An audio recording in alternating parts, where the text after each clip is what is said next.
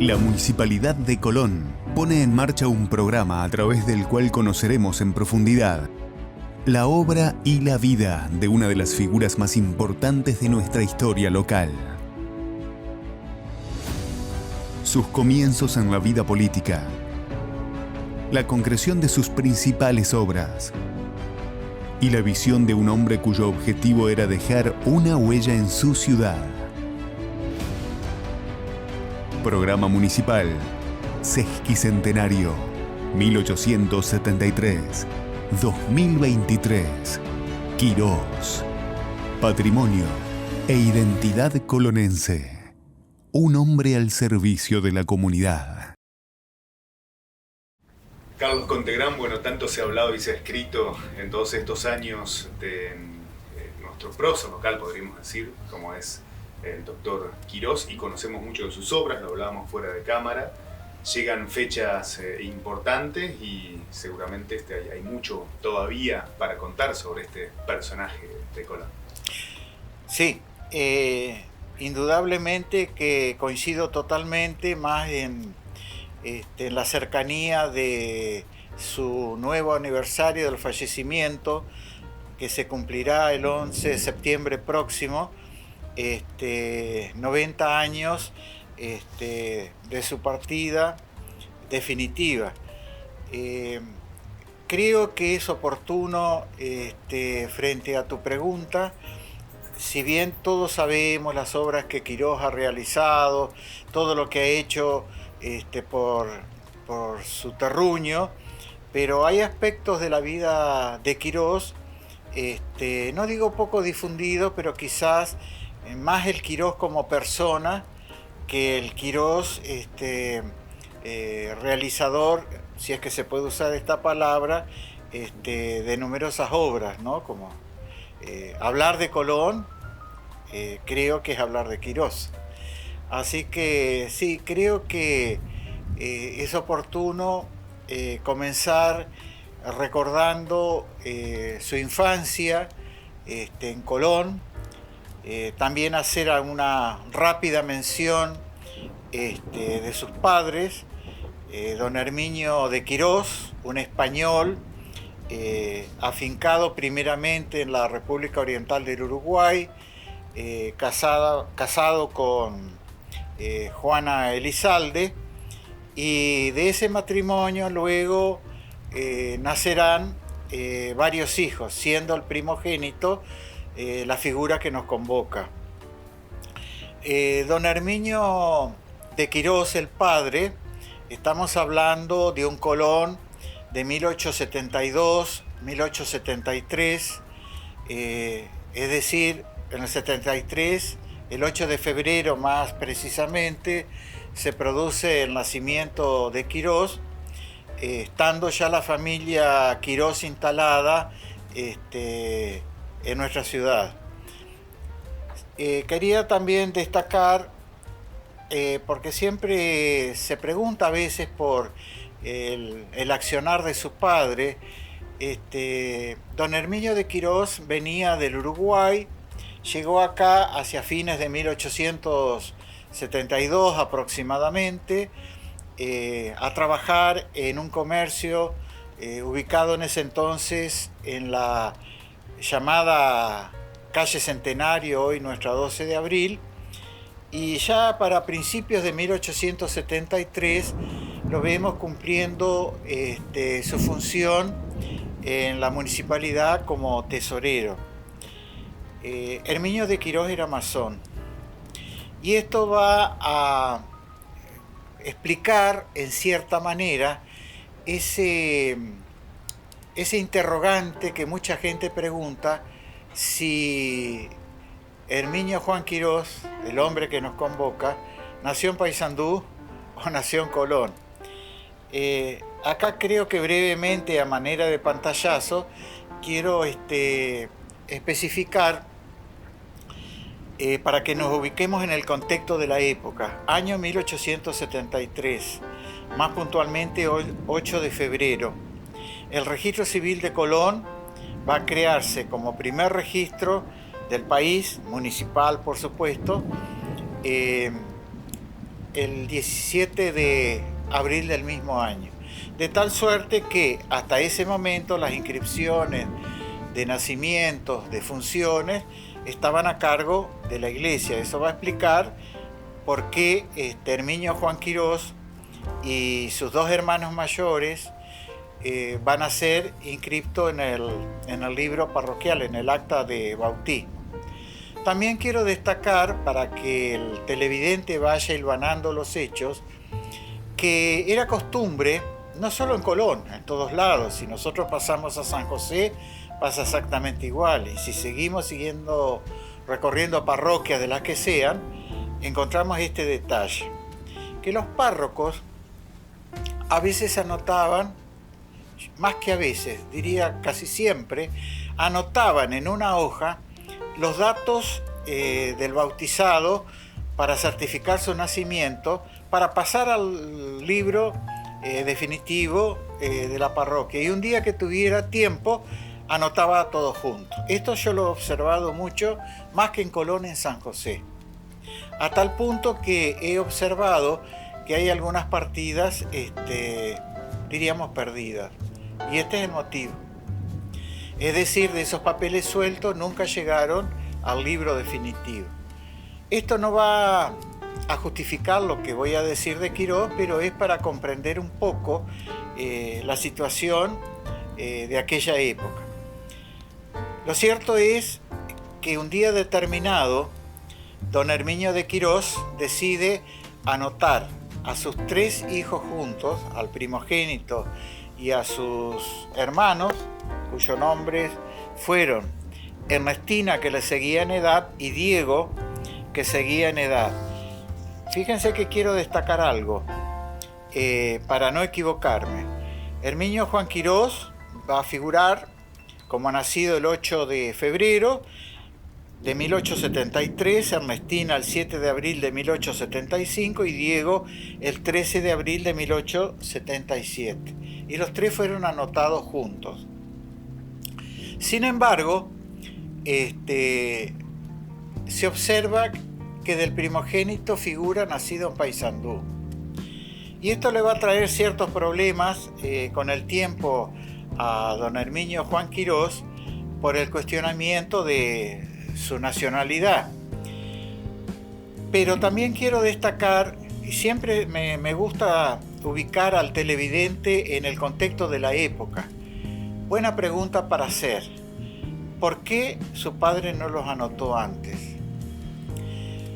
Yo respondo diciendo que si don Herminio de Quirós era masón y don Pablo Lantelme tenía que enfrentar en esos momentos no solo el accionar de la masonería, si bien todavía la logia masónica en Colón, aclárese, no existía, sino que va a ser en 1875, en Colón, por supuesto, había varios masones que van a ser luego los fundadores de la logia colonense. Y este es un motivo por el cual, presionado por la época, don Herminio de Quirós, también por el vecindario, porque no olvidemos el concepto que se tenía en ese entonces de los masones, este hombre se ve empujado por una presión, no digo popular, pero sí una presión, diríamos, familiar, a que los inscriba. Esto es para analizar un poco el contexto de cómo se venían sucediendo los hechos. Bueno, lo cierto es que de esta forma quedan inscriptos estos hijos de don Herminio de Quirós y Juana Elizalde, se van a criar en Colón y pasarán su infancia. Herminio concurrirá a la entonces escuela graduada mixta, que recién se convertía al mixta, porque hasta años antes de finalizar el siglo XIX las escuelas eran separadas, escuelas de varones y de mujeres. Terminados sus estudios primarios, esa escuela graduada mixta, para ubicarnos, es la que a partir de 1910 se llamaría Escuela Juan José Paz, que en ese momento todavía no tenía ese nombre. Y luego va a proseguir sus estudios secundarios en la ciudad de Concepción del Uruguay, en el histórico colegio fundado por Urquiza, donde, revisando su legajo personal, se puede observar, al cual por suerte tuve acceso, se puede observar las brillantes notas que tuvo Herminio Juan Quirós como alumno del histórico. Concluidos sus estudios secundarios, emprende viaje a Buenos Aires y ya lo hará en este momento también acompañado de su familia y sus hermanos, por supuesto. Y ahí va a seguir la carrera de lo que se llamaba entonces de jurisprudencia, es decir, lo que hoy sería abogacía.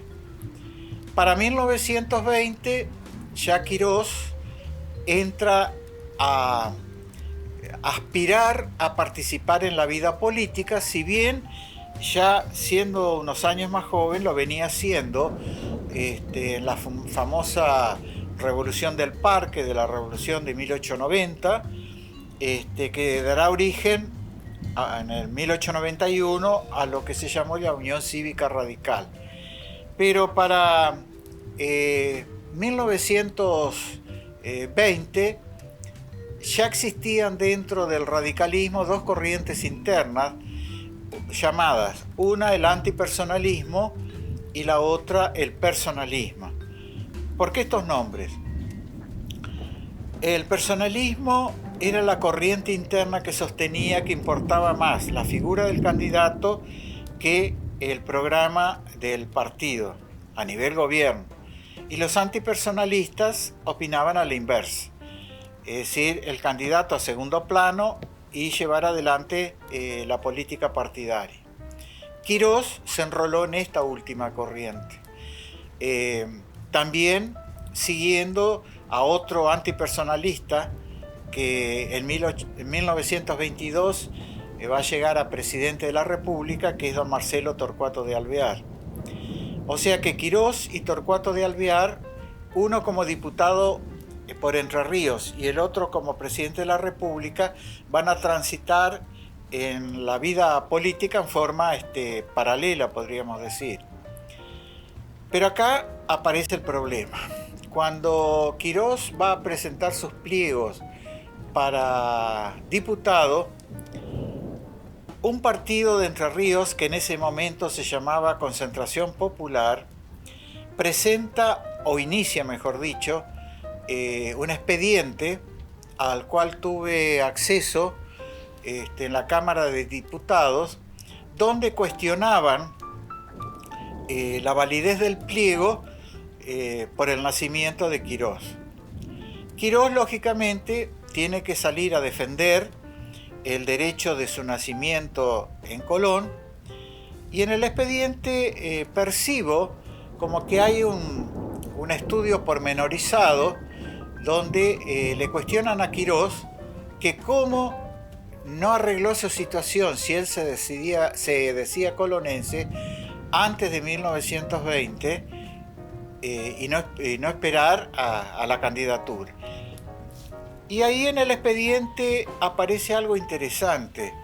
Cuando Quirós fundamenta las razones que le cuestionan a él, que por qué no arregló su situación de nacimiento años antes, si es que él lo sabía, él contesta y dice que cuando ingresó a la escuela primaria, y eso es verdad, en esa época no se exigía, como en los tiempos actuales, la partida de nacimiento. Se inscribía directamente al chico y nada más.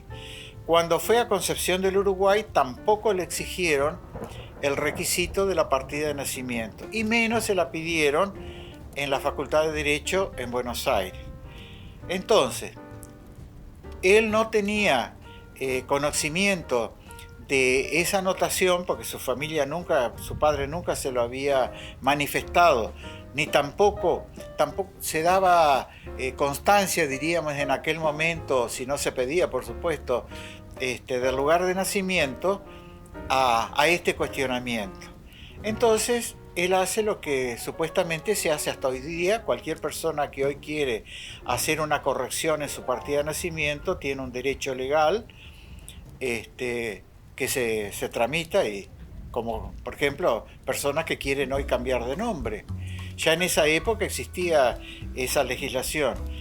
Entonces, como ya el registro civil de Colón estaba fundado, entonces este trámite, perdón, estoy olvidando un detalle muy importante. Este trámite al que estoy haciendo referencia, Quirós lo hizo en 1916. Quiere decir que para 1920, cuando él se candidatea, tiene el problema jurídico resuelto. Colón no tenía juzgado en esa época, así que nosotros dependíamos, nosotros me refiero como colonenses, dependíamos de los juzgados de Concepción del Uruguay. De tal suerte que él inicia el pedido de rectificación ante el juzgado de Concepción del Uruguay, ocupado en ese momento por el doctor García, y quien falla favorablemente a la petición de Quirós y ordena al jefe de registro civil de Colón, que en esos momentos era don Luis de Donati, a que se inscriba el nacimiento. Por supuesto que como todo fallo judicial tiene su fundamento y la expedición de la misma, que se inscriban al registro civil de Colón, ya que en el momento de la inscripción del bautismo y nacimiento de Quirós no había registro civil, la corrección de ese detalle. Igual, de cualquier manera, este expediente no es de 1916, sino de 1920, cuando Concentración Popular le hace ese cuestionamiento. Quirós, lógicamente, ya está elegido diputado, sin duda, pero tiene que hacer en la Cámara una defensa, que si uno lee los diarios de sesiones de la defensa que hace Quirós, es una joya no solo literaria, sino jurídica magistral. Y bueno, la Cámara termina aprobándole el pliego, y de esta manera Quirós, lo que interesante es que entre los votos afirmativos hay muchos opositores, ¿no? Esto porque no se piense que fueron todos radicales antipersonalistas. Bueno, de tal suerte que ahí va a comenzar la carrera política de este hombre, y que gracias a Dios nos va a dejar todas las obras que en esa década del 20 al 30 realizará. También quiero especificar, al decir de la década del 20 al 30, que Quirós ocupó la banca nacional de diputado del 20 al 24, hizo un paréntesis para retornar del 28 al 30.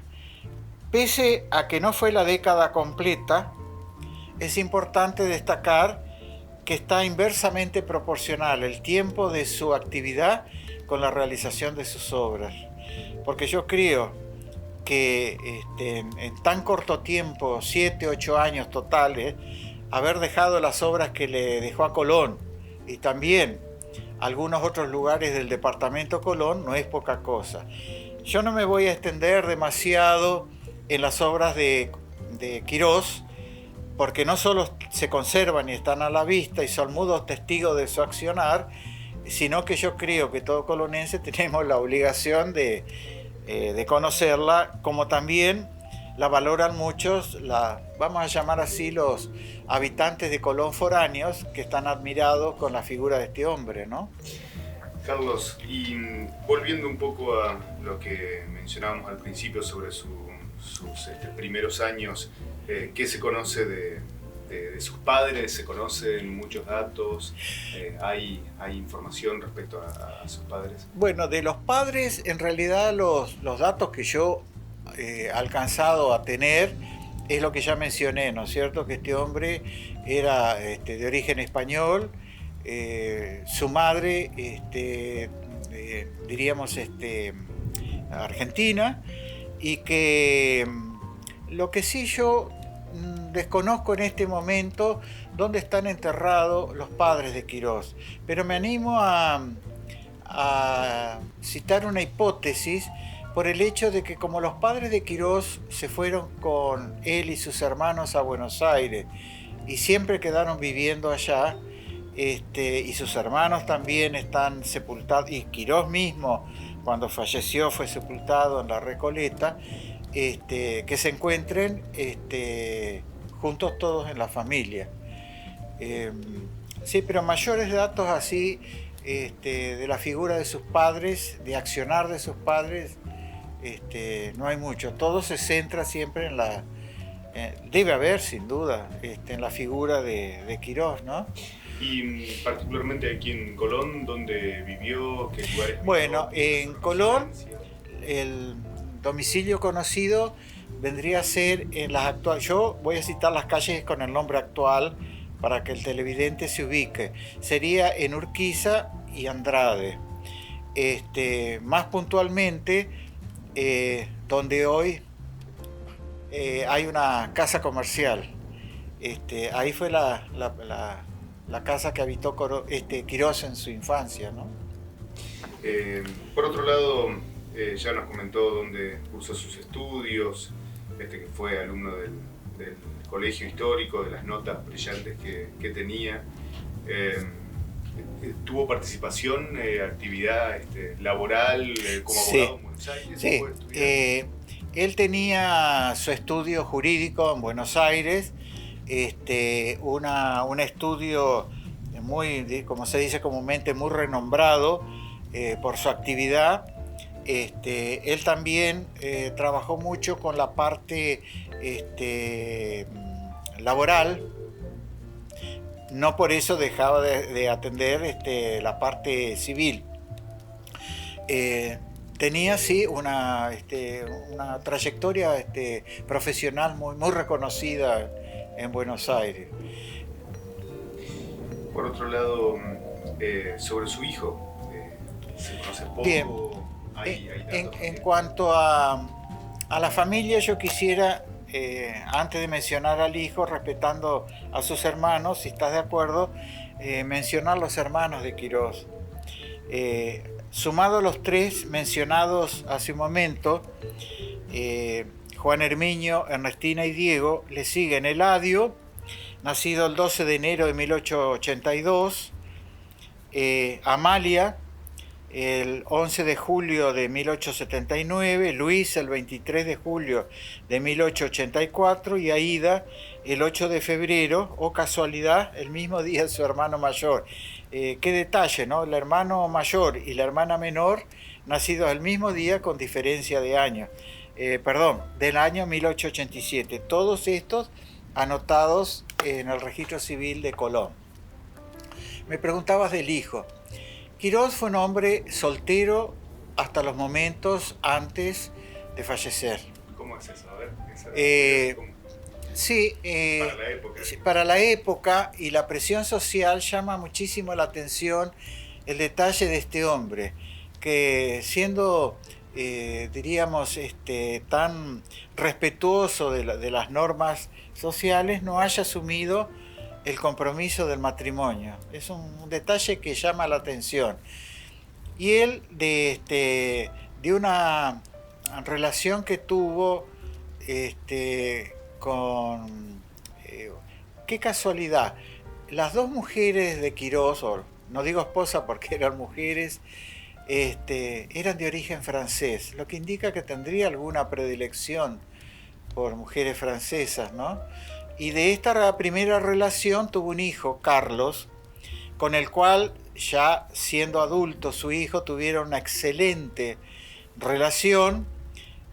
También tuvo una gran trayectoria como embajador en Estados Unidos en su momento, ya en la década, diríamos, de 1940, ya fallecido su padre, por supuesto, y de su esposa legal, doña Valentina Fautú, Quirós se casó horas antes de, como él sabía que su muerte se aproximaba, se casó horas antes en la misma clínica donde estaba internado, siendo testigos su propio cuñado, que lo acompañaba en la gestión de gobierno en Paraná, pero esto ya como gobernador, aclaro por las dudas, de apellido Somoza, y el médico en ese momento de turno en la clínica, ¿no? Y Carlos, sí. No sé si querías preguntar la causa de su fallecimiento. de qué fallece y qué causó en la comunidad, digo, de Sí, Colón, sí. de Ahí la vamos, provincia, del país. claro, ahí vamos al punto. Quirós es internado por una peritonitis mesentérica, de la cual no logró superar. Luego de estar varios días internado, su salud va declinando y, bueno, según el acta de defunción, que la tengo en mi poder, una copia, se entiende, dice esos dos datos: que fallece como consecuencia de una peritonitis mesentérica a los 58 años de edad. Y después está asentado el mismo día, con diferencia de horas, su acta de matrimonio con Valentina Factú, con los testigos que recién mencioné. Cuando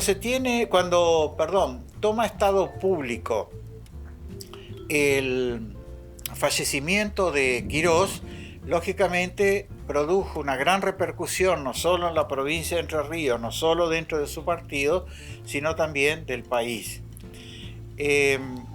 Lógicamente, yo quisiera acá hacer una acotación respecto al tránsito de Quirós legislador a Quirós gobernador, para poder que el televidente pueda captar en qué momentos Quirós fallece y en qué cargos, ¿no? Como dije hace un momento, Quirós termina su mandato en los primeros días del año 1930, porque es electo, o sea que él pasa de su cargo de legislador nacional inmediatamente a su cargo de gobernador de la provincia.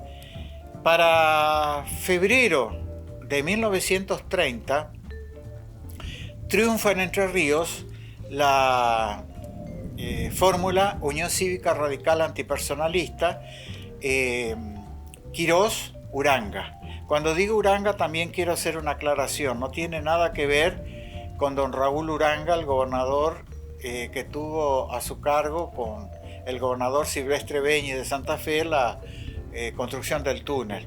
Son de la familia, pero no tiene nada que ver a nivel político al momento, ¿no?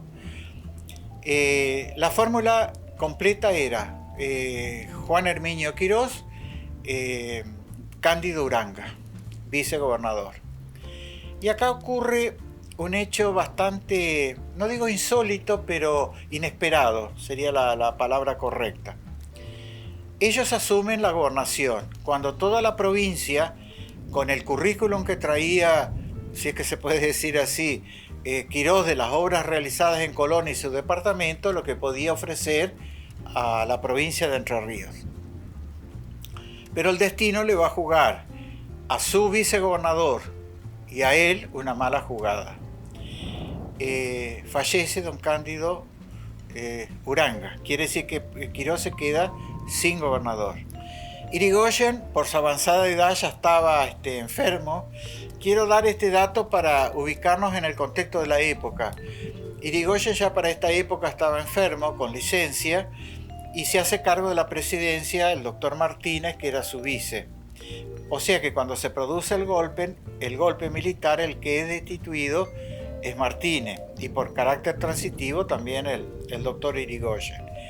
Pero ¿qué quiero destacar de esto? Que la provincia de Entre Ríos, pese a que fue un golpe militar, no intervino la provincia como fue común en todos los golpes militares posteriores, como este también. Se respetó la autonomía de la provincia. Quiere decir que desde el 6 de septiembre hasta el día de su fallecimiento, si bien son días, Quirós gobernó con total autonomía en Entre Ríos, siendo que en el país había un gobierno de facto. Yo no quería dejar pasar por alto porque no es un detalle menor, ¿no?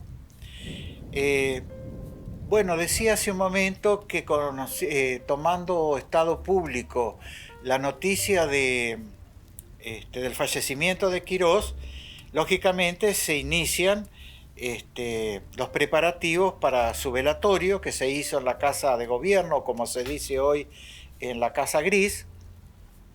Quiero aclarar también que Quirós vivía, como era común en los gobernadores de esa época, vivían en la propia Casa de Gobierno.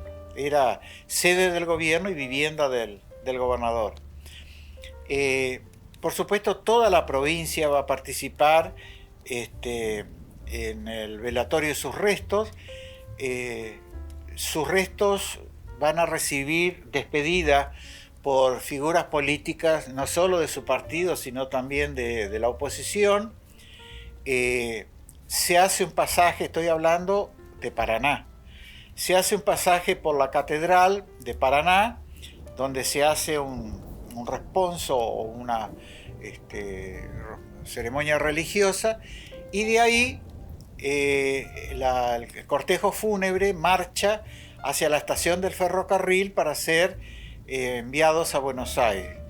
En todo momento fue escoltado por varias divisiones del ejército, de las Fuerzas Armadas en general. Incluso estaba recién un detalle también interesante para destacar, que en esos momentos prácticamente estaban haciendo la aviación militar, porque dentro de las Fuerzas Armadas la única fuerza que fue la última en integrar las mismas fue la aviación. Lo eran sí la Marina y el Ejército. ¿Por qué destaco esto? Porque también la aviación hizo su despedida en el mismo trayecto de Quirós, desde la Catedral hasta la estación de ferrocarril. Y de ahí por tren va a ser enviado a Buenos Aires por disposición de su esposa, y bueno, va ahí a descansar por algunos años en el cementerio de la Recoleta.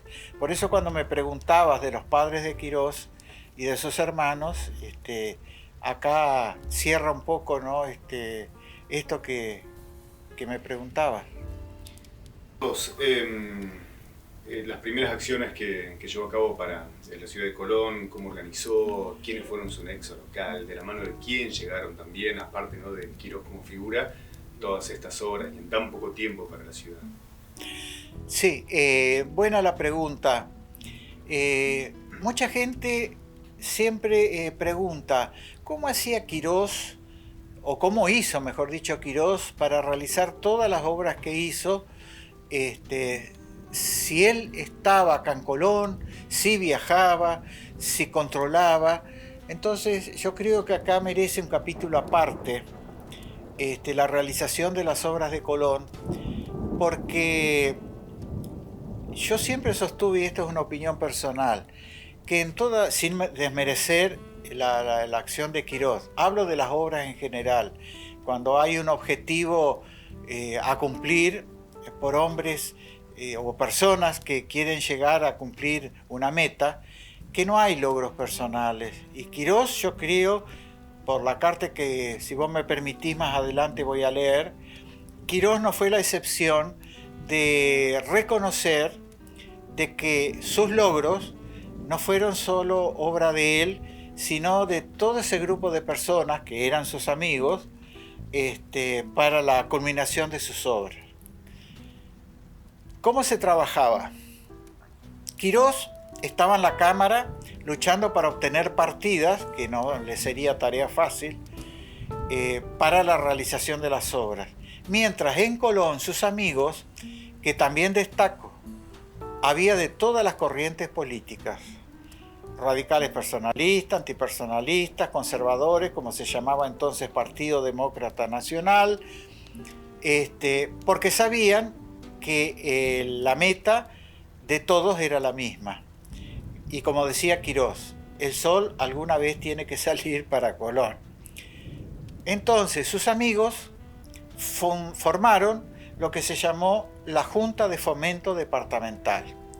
Entre las figuras señeras que integraron esa junta estaban sus grandes amigos, con don Eduardo Torrieri a la cabeza, José Bernard, don Domingo Antonini, el doctor Miguel Estebaberga, el escribano Guillermo Ferrari, y la lista sigue.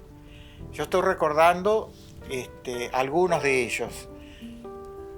Y de estos que nombré, había de estas corrientes diferentes que te mencioné.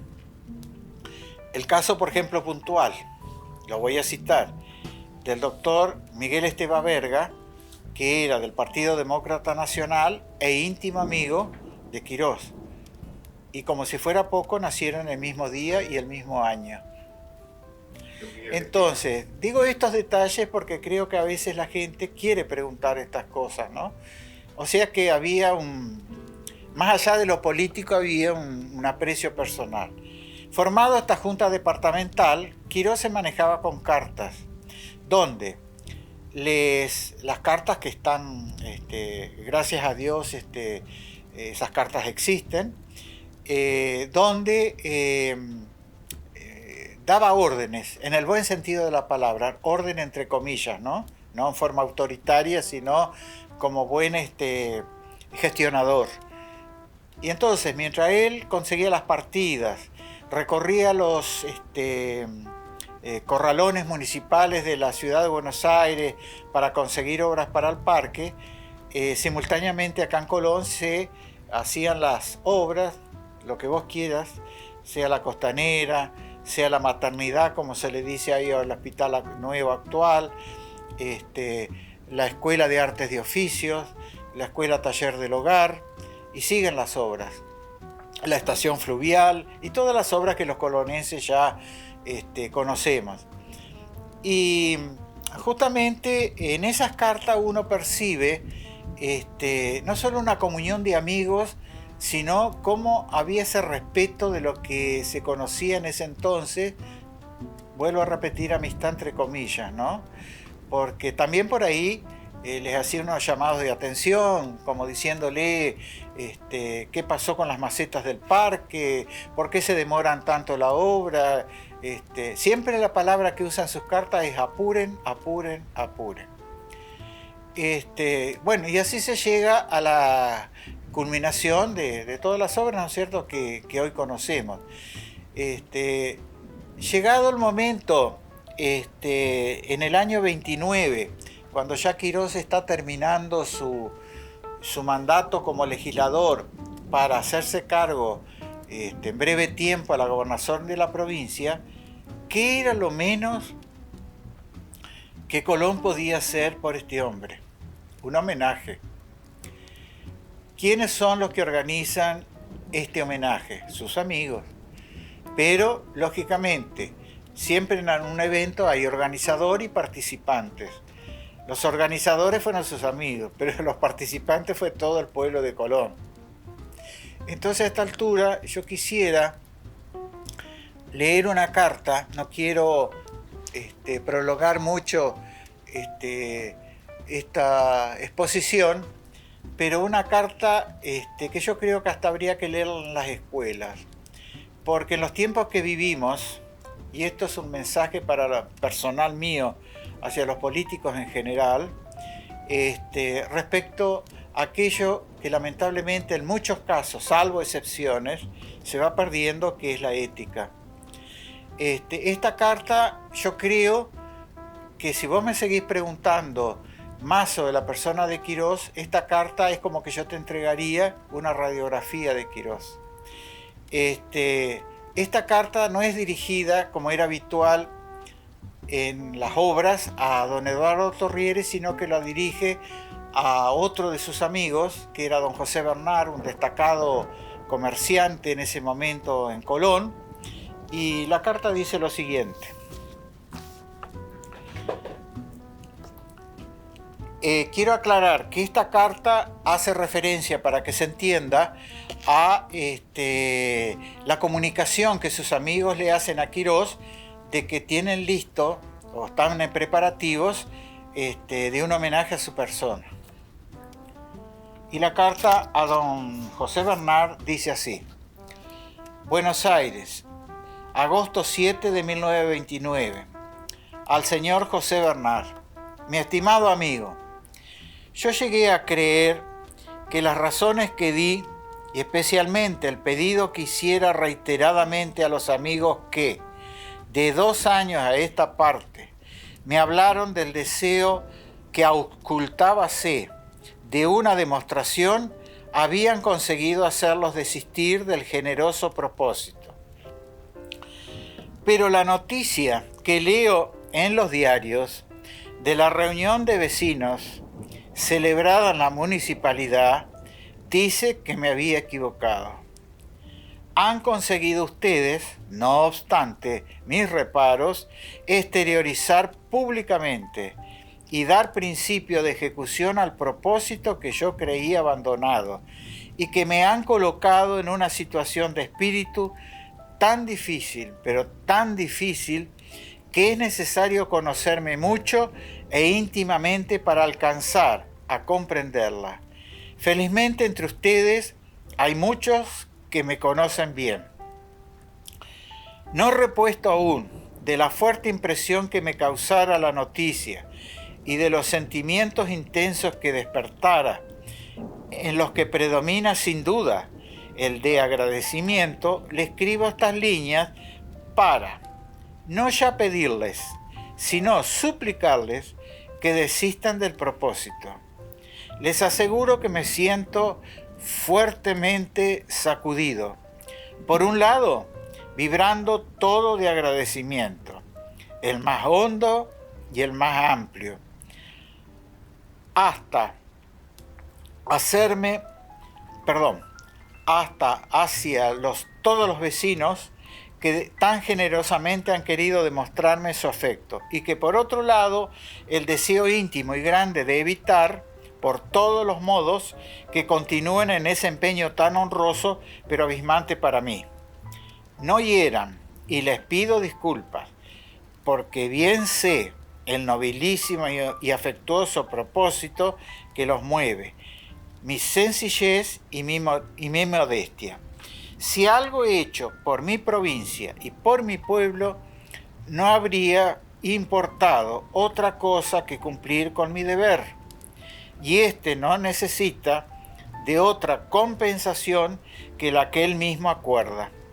Si ustedes se proponen realizar un acto que importe, un aplauso, una demostración de simpatía, que no las necesita el deber cumplido, pero que tan gratas son siempre como demostración de solidaridad en el esfuerzo y en las esperanzas por el bien colectivo, ya habrían conseguido realizarla con la sola reunión celebrada, pues que ninguna demostración de tan alta significación, tan noble y tan valiosa como esa, podría hacerse. Basta pues, mi amigo, ya con esa, que se ha realizado, que es insuperable la demostración y que tanto honro proyecta para mí, y suspendan entonces la ejecución del editamento que resolvieron el obsequio. Fácil es devolver las sumas recogidas, y si no lo quisieran los donantes recibirlas, no se opondrían sin duda a autorizar a la comisión para darles otro destino, como podría ser, verbigracia, una obra de arte para alguna de las plazas de la ciudad. Poco, líbreme, mis amigos, de esa carga tan desproporcionada y tan enorme. Le pido a usted y demás amigos de la comisión directiva consideren estos sentimientos y me ayuden a obtener que se acepte la súplica que por intermedio de usted formulo a todos. Por favor, que desistan. Y usted y todos sepan que, emocionado, los confundo en un abrazo lleno de agradecimiento y de amor al terruño querido. Por siempre, su afamadísimo amigo, firmado Herminio Juan Quirós. Todo dicho. Yo creo que está todo dicho. Por supuesto, ocurrió lo que tenía que ocurrir, el homenaje se suspendió. Y esto vale por el hecho de que también mucha gente pregunta, y son reiteradas las preguntas, cuando dicen, ¿y cuándo se hizo el acto, por ejemplo, de inauguración de la estación fluvial? ¿Y cómo se hizo el acto para la inauguración del parque? ¿Y cómo se hizo el acto para la inauguración de la maternidad, hoy Hospital Nuevo, como decimos los colonenses? Y yo contesto que si uno busca en la documentación de las cartas, no hay en ningún momento datos sobre esto. El Entre Ríos el decano del periodismo de la provincia de Entre Ríos, lo muestra claramente, que no hubo ningún acto oficial de inauguración como estamos acostumbrados en los tiempos actuales, de cortes de cintas y demás. Las obras se terminaban y se habilitaban. Doy un ejemplo. Mencioné recién la estación fluvial. Si uno ojea las páginas del Entre Ríos del año 1928, nos encontramos por ahí con un pequeño recuadro casi perdido en el periódico que dice algo más o menos así: en la noche de hoy se habilita, usa la palabra habilita el periódico, lo que está diciendo la intención de Quirós, la estación fluvial para su uso definitivo. No habla de acto de inauguración. Tomo este ejemplo para ratificar lo que estoy diciendo.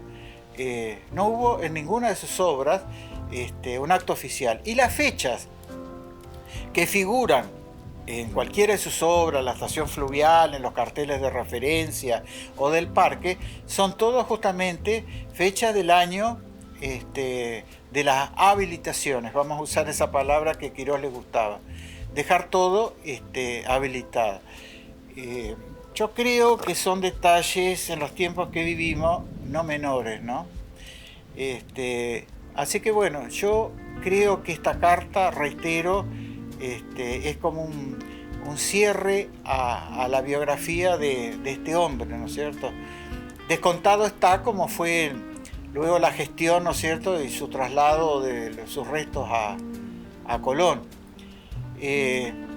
Inmediatamente retomando el relato de la llegada de los restos de Quirós a la Recoleta, este grupo de amigos lógicamente deseaban, porque sabían, lo conocían a Quirós, que su deseo era descansar en Colón. Entonces se formó una nueva comisión sobre los cimientos de la comisión mencionada precedentemente de la Junta de Fomento Departamental, y esta comisión se amplió a toda la provincia, incluyendo en el departamento nuestro a San José, Villa Elisa y las colonias. O sea que en esa nueva comisión había destacadas figuras de San José, de Villa Elisa, departamento Colón, de Gualeguaychú, Paraná, comisiones, subcomisiones. El proyecto era trasladar los restos de Quirós de la Recoleta a Colón.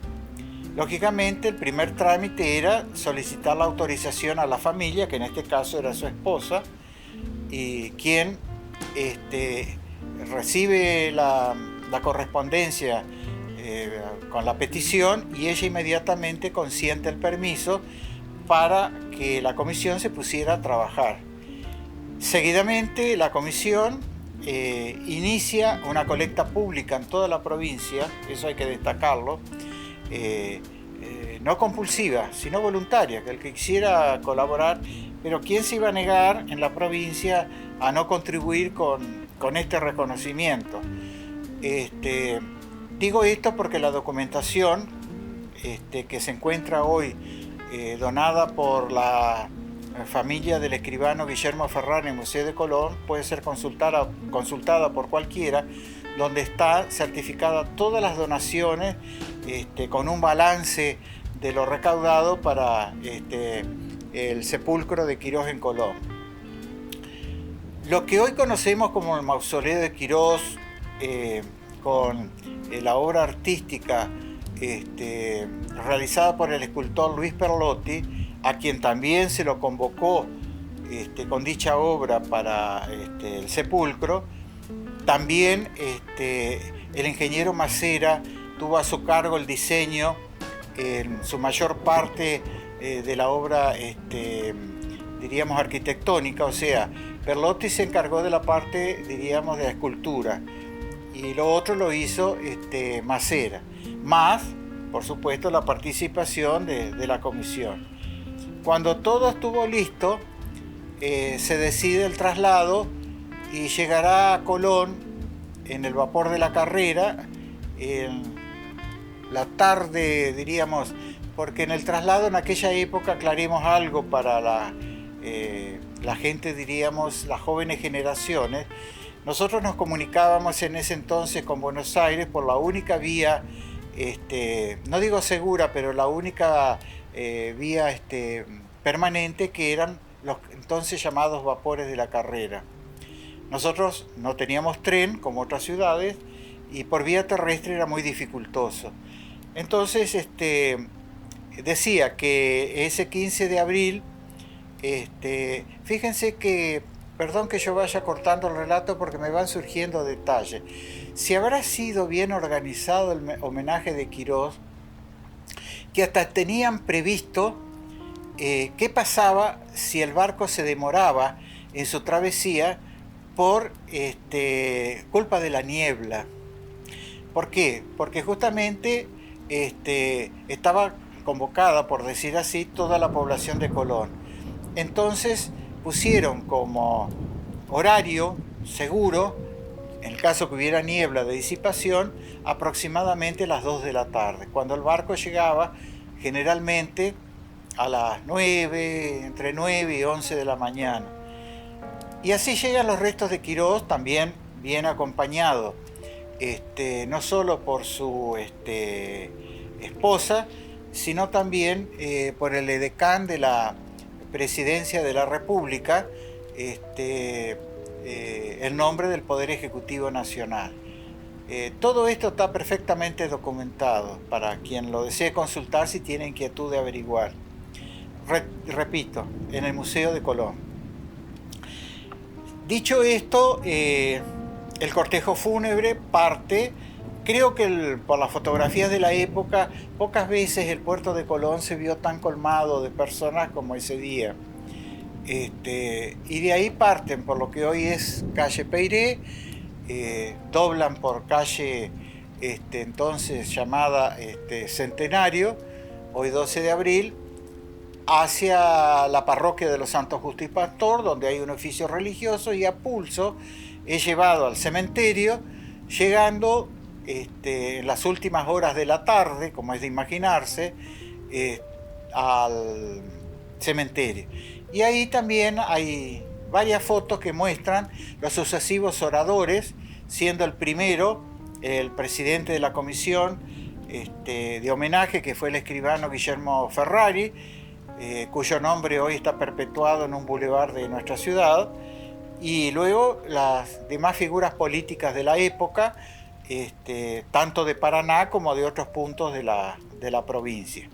Esto quería destacarlo también porque fue un hecho, si podríamos decir, si algún día hay que escribir o hacer referencia a acontecimientos en la historia de Colón, creo que este es uno, ¿no?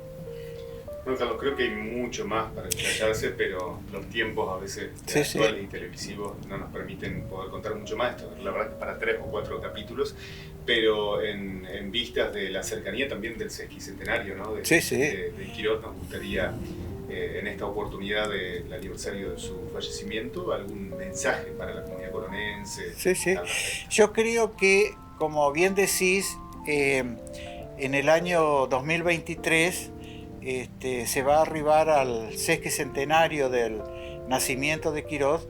Creo que esta recordación de los 90 años de su fallecimiento que hoy nos convoca debería ser, como en todas recordaciones, el puntapié inicial para ir camino hacia ese sesquicentenario, donde debemos estar en su momento convocados todos los colonenses, no solo todos los colonenses, sino todos aquellos conciudadanos que recuerdan el accionar de este hombre. Creo que esto tiene que ser una convocatoria, sirva a esta exposición también, como bien decís, para esto, ¿no? Bueno, muchas gracias. Gracias por la invitación.